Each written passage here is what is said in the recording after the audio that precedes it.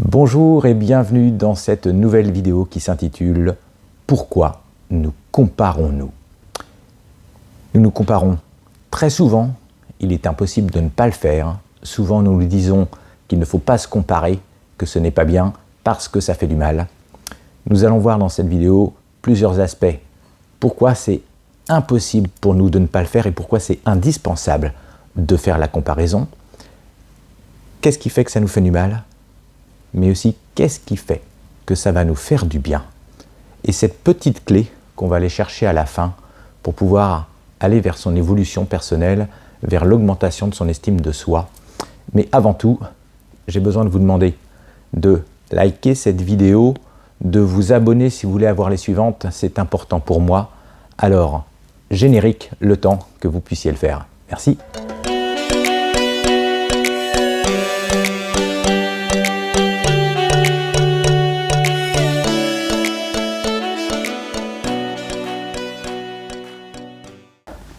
Alors, pourquoi nous comparons-nous? Eh bien, il faut savoir déjà un peu l'origine de ce mot comparer. Comparer, c'est mettre par paire, pour pouvoir faire apparaître deux choses. La ressemblance et la différence. Sans ça, il est impossible pour notre cerveau d'être capable d'apprendre. Si on veut aller vers une évolution, vers un apprentissage, on a besoin de garder ce qui est bon.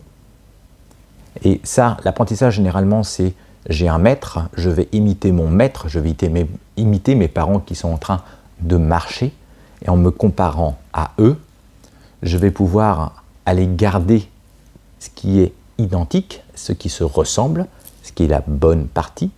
Et par différence, continuer à faire mes efforts, continuer à progresser pour arriver à une totale ressemblance. La différence est aussi extrêmement importante quand on va regarder son collègue qui fait, comme quand j'étais militaire, qui fait le parcours du combattant et qui, ça faut pas le faire, ça va permettre d'aller rejeter certains comportements. Ça, ce truc-là, à mettre à la poubelle. Donc la comparaison est indispensable pour nos apprentissages. Voilà pourquoi on ne peut pas ne pas le faire. Maintenant, c'est comme tout. C'est comme quand vous utilisez un couteau. Si vous apprenez la méthode pour bien l'utiliser, vous garderez vos petits doigts. Si au final vous n'apprenez pas la méthode, vous n'arrêterez pas de vous couper vos doigts. Alors, apprenons maintenant à aller utiliser la comparaison. Deuxième étape, qu'est-ce que vous faites souvent mal? Vous vous comparez à l'autre. Vous regardez ce que l'autre fait de mieux. Et là, vous vous dévalorisez. Vous vous dites, tiens, j'y arriverai jamais, puis de toute façon, à quoi ça sert? L'autre, il est meilleur que moi. Le sentiment de ne pas pouvoir prendre sa place, de ne pas être reconnu, parce qu'il y aura toujours quelqu'un au-dessus de vous. La comparaison à l'autre. J'ai souvent pour habitude de dire que comparaison, que quand on se compare, on n'a pas raison de le faire. Mais peut-être qu'il faut apprendre à le faire et le faire autrement. Bien sûr, on a besoin de se comparer à l'autre. Maintenant, comparons-nous peut-être dans la totalité. Qu'est-ce que fait l'autre fait mieux? Mais qu'est-ce que moi aussi je fais de mieux que l'autre? Pourquoi se comparer en se dévaluant tout le temps? Pourquoi ne pas se comparer en se valorisant aussi? Qu'est-ce que vous faites? Auprès de qui vous comparez-vous? Est-ce que c'est juste? Et pourquoi devoir être meilleur qu'un tel ici et là, alors que, tiens, cette personne qui était venue me voir, qui était une passionnée de théâtre et qui en faisait d'ailleurs son métier, qui au final est une personne qui fait du théâtre sur la région, dans des petits théâtres là de la région, provinciaux, et que vous n'avez jamais vu à la télé, que vous ne verrez jamais à la télé. Et elle est heureuse. Elle est heureuse parce qu'elle a cette dimension de proximité. Il y a des gens qui viennent la voir au théâtre, ça fait 10, 15 ans, elle les connaît, et elle est heureuse là. Elle serait malheureuse à la télé, sans cette relation de proximité, à toujours être sur des plateaux, des machins. Elle serait malheureuse, elle n'a pas besoin d'aller. Il n'y a pas d'histoire de plus haut ou de plus bas. Tout comme l'autre, qui peut-être est sur la télé, aime faire des tournées, aime aller sur des plateaux, aime voir des grandes salles de spectacle et pas avoir de relations si proches que ça avec ses fans. Ou est-ce que, pour moi, c'est suffisant? Quel est mon niveau de satisfaction? Je ne suis pas l'autre, je suis moi. Et si à un moment donné, je veux utiliser la comparaison d'une bonne façon, aussi dans la comparaison avec l'autre, c'est... Mais est-ce qu'on part du même niveau?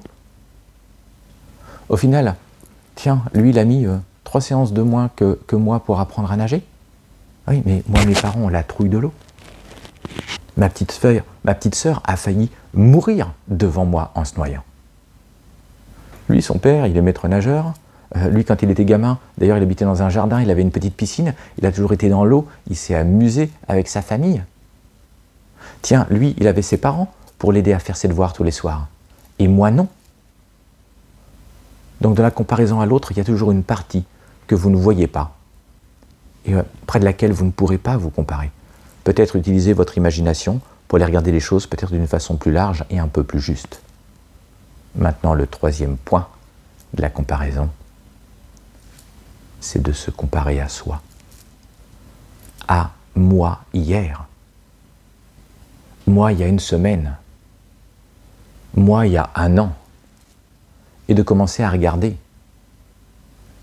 mon évolution, ce que je fais de mieux. Commencer à me valoriser, à me dire, tiens, là j'ai progressé. Tiens, là j'y arrive. Tiens, là j'ai fait des efforts. Là j'ai mis tout mon courage. Je fais tout pour atteindre mon rêve. Se comparer à soi. Et si j'atteins ma limite à un moment donné, eh bien la vie étant bien faite, si j'atteins ma limite, c'est que je n'ai pas besoin d'aller plus loin. Que là c'est suffisant. Que mon bonheur se trouvera là. Ou peut-être aller explorer d'autres choses.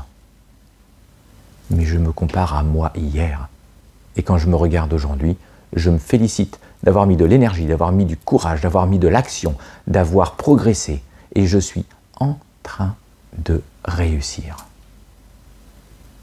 Quand est-ce que vous vous félicitez? Quand est-ce que vous faites cet exercice? Peut-être tous les soirs avant de vous coucher, de dire tiens, aujourd'hui dans ma journée, eh bien tiens, sur quoi j'ai progressé? Dans quoi j'ai mis de l'énergie?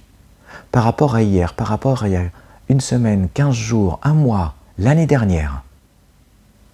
Et de me dire tiens, merci pour mes efforts.